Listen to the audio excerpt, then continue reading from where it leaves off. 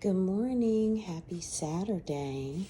I am up and about checking on all my plants because, y'all, it's cold. I had to relocate my plants indoors, and the relocation from outside always temporarily causes a bit of trauma. I think it's the change in environment, adapting, and some of these babies don't like change. This one, for instance, my sisters gave this one to me about a year and a half ago before they went to Korea. And I've learned some lessons with this diva. She does not like anything, especially abrupt changes in temperature, lighting, or even just locations in the house. Right now, by this window is one of the best locations for her. You see, she's thriving. She got some babies growing, so I'll be proud to report that to my sisters. But when they brought her initially, so many of these leaves would just be on the ground. I'd wake up in the morning literally praying, like, please don't let anything be on the ground. And I'd come out in the living room to a few of them on. I looked up this species online on Reddit, and they gave me a lot of information about this diva right here. But right now she's doing well. When I put her outside this summer, oh my goodness, she really thrived. So something about the warmth, not being directly in the sun, but the warmth with some moisture in the air, just spraying her. She loved it. Now this one, oh, this is the most easiest plant.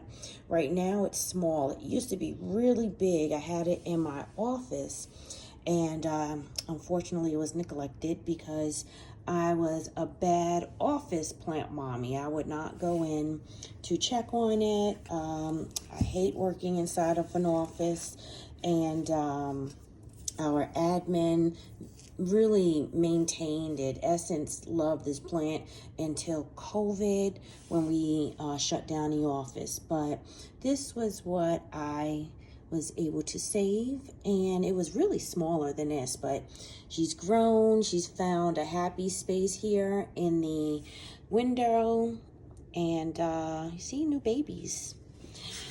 This one, oh my goodness. So I grow this one outside. It's like a bamboo, but it's not a bamboo. It is horsetail is what it's called. Horsetail.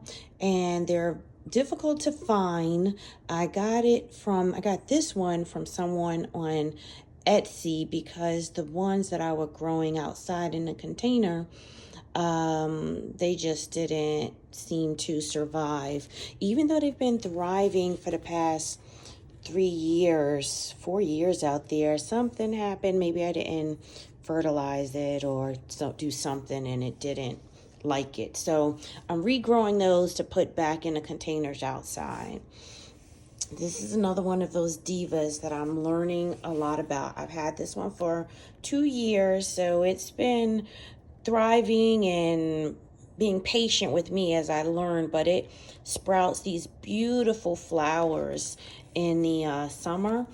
One thing I learned about this one is do not put in direct sunlight, because when I did, see, the leaves were burnt, and that was by accident. I wasn't paying attention outside to where the sun would be setting on the porch, and its leaves got burnt. But it's a very forgiving plant because you see there's some babies trying to grow up.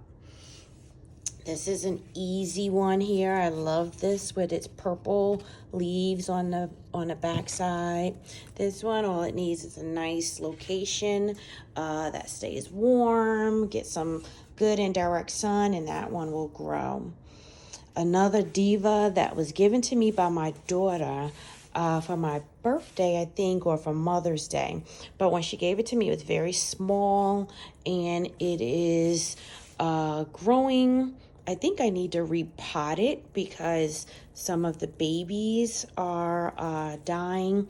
But this one is so temperamental. That's why I call it diva. These ferns, where they just need sometimes like like those orchids, a teaspoon of water or something. But definitely don't let it dry out because it does not like being thirsty. So here is a Christmas cactus. I love this plant. Actually, my friends, Kristen and Percy, who owned this house prior to me, 14 years ago, they gave this to me when they left and when I moved into the property. And it has been doing its thing. Now, yeah, I probably do need to replant it, but it is also a forgiving plant. So it's still thriving and growing and blooming. This is just some chives that I regrow after I buy some at the store and put them in there so I can keep using them while I'm cooking.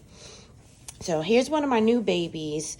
Now I own one of these, what I call prayer plants, before. And it is also a diva that's temperamental, but I love it because when it's happy, it does beautiful things. Like the leaves will roll up like they're, saying a prayer. And it can be so beautiful to watch during the day, to see them out wide like this and then come back and see them rolled up. But again, this is a temperamental one. I have it right here for now because I need to replant it and find a good warm location for this plant. So here are some others that I love. Still trying to figure them out. Got this one from Kroger, and he probably needs to be replanted. Why I'm figuring he needs to be replanted because he is extending some additional limbs that aren't necessarily going to be a leaf, but it's like the roots are coming in reversing. I'm in here too tight. I need more space. Get me out of here. So I'm going to replant him.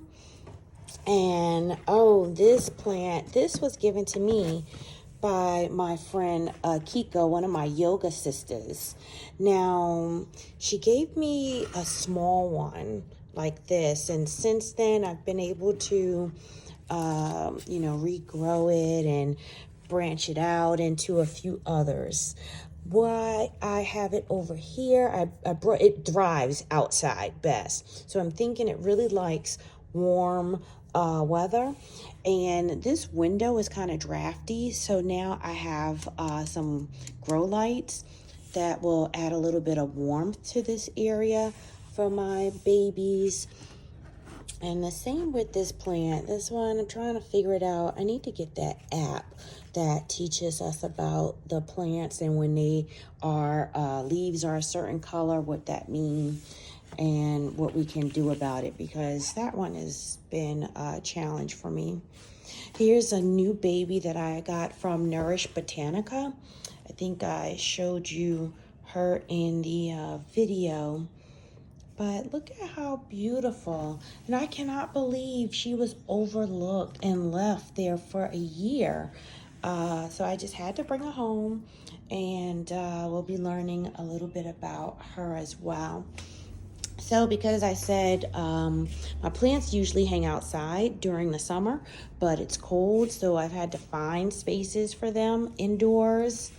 I've had this one for 14 years also. Noah's 14. I got her when I was pregnant. Someone left her for me at my door, one of my great community members. And this one is a monster that everyone loves, but I'm trying to, this one is a beast. I don't know what kind of pot she needs. Maybe some more sticks to lift her up. I try to be very delicate with her so I won't break any of the the limbs. And because she's in kind of this dark corner, I have a grow light just to give her some light. I do have it on a timer, so she's not constantly receiving that.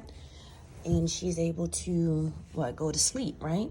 But boy, if you have information about how to take care of my baby, let me know what I can do to help, keep her thriving and lifted. And yeah, all of these are her until we get to some others. So here is a snake plant, also given to me by my sisters who are in, one is in Korea, the other one I think now is in Taiwan. She says she is exploring all of Asia. She don't like being cold, so she's going where the heat is. But that snake plant, you always should have a snake plant in your house. I remember them being in my grandmother's house growing up, and they were so tall as the window. But here is another snake plant with a lot of little babies growing. They're very forgiving also and easy to maintain, except if you accidentally leave them outside in the cold. And I got this plant when it was very small. This is another easy to maintain plant. I need to clean the leaves so that you can see how beautiful the leaves are. I brought them in from outdoors to protect them from the cold, but now I need to kind of clean them and give them some love. So another plant here, and look, this one is even bloomed a little. Look at that. I love when they give me a little flower that's unexpected. It likes this light from the door. And here is my aloe. This one is fairly new to me. I bought it I think this summer after my friend Cassandra showed me how gorgeous her aloe plant was. And I actually got this, I think I got it from Kroger. I think you could see that was from Kroger. And I'm telling you, Kroger's have really good plants, and they be giving them away for nearly nothing compared to plant shops. And if they're not bought after a certain time, they just put them over there in the back and will mark them down to like $2 or so. So you should always check Kroger for their plants. Now this one is a boy. He's a bad boy. He's a bad boy. This one, and you can see, look how bad he is. He even has a bug stuck in him. So I guess he was like, you should not have been coming close to me. But this is a monster. He's a bad boy, and I love him. Don't know how I will replant him when it comes time. I'm gonna need some fireproof gloves that are thick enough where thorns can't get through it. But he's a bad boy, and he's pretty tall. So I love him. I have him over here. He seems to be thriving in the living room. I move him, of course, when we put the fireplace on, but I want him to get some natural light. Trying to determine if any of these babies need the other grow lights that I have, maybe this one in the corner. But I did get some on Amazon that came last night. See, I'm using that one over there, and I am going to probably put one in the corner light. These are it was very inexpensive for this one. I got a pack of 3 for $20. And you can extend their length. They're on like an antenna type metal rod, where you could extend the length however long you need it to be. You can keep them like that, or you can fold it, fold it down so it can be on top of the plant. And so I'm going to figure out what to do with these babies. If you have any suggestions, let me know. Another thought I had is probably buying a plant stand for this corner so that they can all be, well, many of them that are in the kitchen can be grouped together in this corner. But yeah, let me know what you do for your plants and any suggestions.